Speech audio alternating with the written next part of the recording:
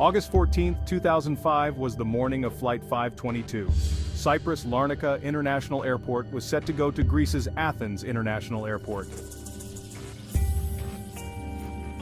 The flight took off at around 9:07 in the morning. At that time, 121 people, including 115 passengers and 6 crew members, were on board. The 58-year-old German contract-based pilot, Hans German, who had a total of 16,900 flight hours of experience, was present as the pilot. A total of 7,549 flights were experienced by the same flight attendant, Andras Prodromou, who was handling silent command. 5 minutes after takeoff at 9:12, the plane reached a height of 12,040 feet, and suddenly an alarm started ringing. The sound was piercing and immediate, cutting through the hum of the engines and the routine chatter of the cockpit. When this alarm was examined, it was found to be the takeoff configuration warning alarm.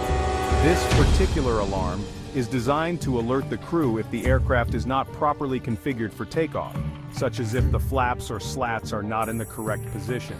Both pilots were shocked because the takeoff configuration alarm rings when the plane is on the ground and not ready to fly.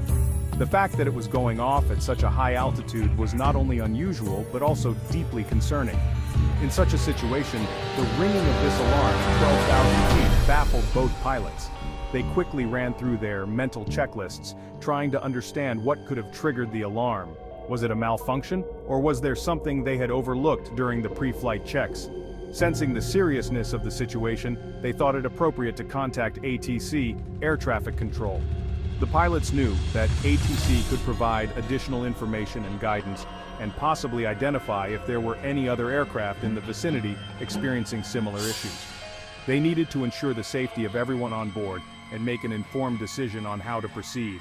The ATC operators, upon receiving the distress call, immediately began to assess the situation. They checked their radar screens and communication equipment, looking for any anomalies that could explain the alarm. The coordination between the cockpit and ATC was crucial at this moment. Meanwhile, the pilots were also consulting their flight manuals and emergency procedures. They needed to follow the correct protocol to troubleshoot the issue. The teamwork in the cockpit was evident as they communicated clearly and efficiently, each pilot taking on specific tasks to address the problem. In the cabin, the passengers were unaware of the alarm. The cabin crew, trained for such situations, maintained a calm environment, reassuring passengers and continuing with their duties as usual. The goal was to avoid any panic and keep the situation under control. Despite the alarm, the aircraft continued to fly smoothly. The clear skies and stable flight conditions provided some comfort to the pilots as they worked through the issue. They knew that with the right procedures and support from ATC, they could resolve the situation and ensure a safe flight for everyone on board. Seeing all this, there was an atmosphere of chaos in the plane. The crew members were constantly calming the passengers. All passengers were having a lot of difficulty breathing, so their oxygen masks came down automatically. Actually, when the oxygen level is low in the plane, oxygen masks come down on their own. During this time, the plane was at a height of about 18,000 feet. The pilots were repeatedly trying to tell them their problems by contacting the ATC, but their talk was not able to reach the ATC. The cockpit was filled with tension as the pilots tried various frequencies and channels, hoping to establish a connection. They checked and rechecked their equipment, but nothing seemed to work. The radio silence was deafening, and the pilots knew that every second without communication was critical. They tried to send distress signals, but it was as if their voices were lost in the void. And in a short time, the plane's connection to the ATC also broke completely. After this, the ATC tried to contact the flight repeatedly, but they did not get any answer. The plane was now continuously moving upwards. The controllers at the ATC were growing increasingly anxious, watching the plane's altitude climb higher and higher on their radar screens. They knew that the plane was entering dangerous territory, where the air was thin and the risks were high. The ATC team tried every method at their disposal to re-establish contact, but their efforts were in vain. The plane seemed to be on an unstoppable ascent, and the lack of communication made the situation even more dire. Usually, flight on this route is about 1 hour and it takes 45 minutes. That is, at around 10:45, this plane was to arrive at the Athens airport. The ground crew at Athens airport was preparing for the plane's arrival, unaware of the unfolding crisis. They had no idea that the plane was now off course and climbing to dangerous altitudes. The passengers on board were also oblivious to the communication breakdown, trusting that they would soon reach their destination. As the minutes ticked by, the situation grew more critical, and the hope of a safe landing seemed to be slipping away. Due to the possibility of some untoward incident, Greece authorities immediately sent their two best AFF-16 Fighter Z to find the aircraft. Shortly, these fighter jets found Helios Flight 522. One of these fighter jets flying came very close to this aircraft. What is going on inside to see? So this fighter jet pilot saw that someone inside the plane is sitting on the pilot's seat. The same main pilot is in your seat. The head is lying down in a state of disgrace. Then about 1 minute later, at 11:50, the plane's left engine stopped working. The sudden failure sent shockwaves through the cockpit, as the pilot and co-pilot exchanged urgent glances.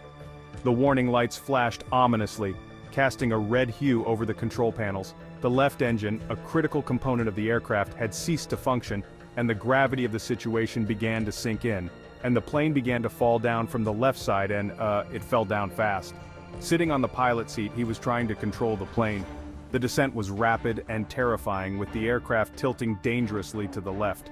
The pilot's hands moved frantically over the controls, attempting to stabilize the plane. The co-pilot assisted, their faces etched with determination and fear. The passengers, unaware of the full extent of the crisis, felt the sudden drop and clung to their seats, their hearts pounding. But he was unable to control it. Exactly at 12 p.m., the right engine of the plane stopped working. The situation had gone from bad to worse. The right engine, the last hope for maintaining altitude, sputtered and died. The cockpit was now a scene of chaos, with alarms blaring and the pilots' voices rising in urgency. The plane was now in a freefall, and the ground below was approaching at an alarming rate.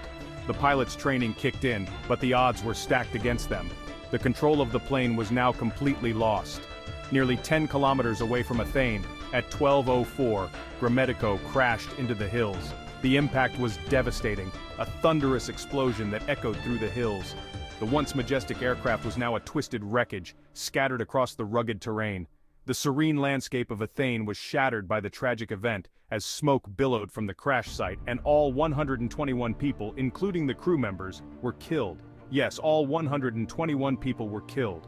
The aftermath was heart-wrenching, with rescue teams working tirelessly to recover the remains. Families of the victims gathered, their grief palpable as they mourned the loss of their loved ones. A memorial was erected to honor the lives lost, a somber reminder of the fragility of life and the unpredictability of fate.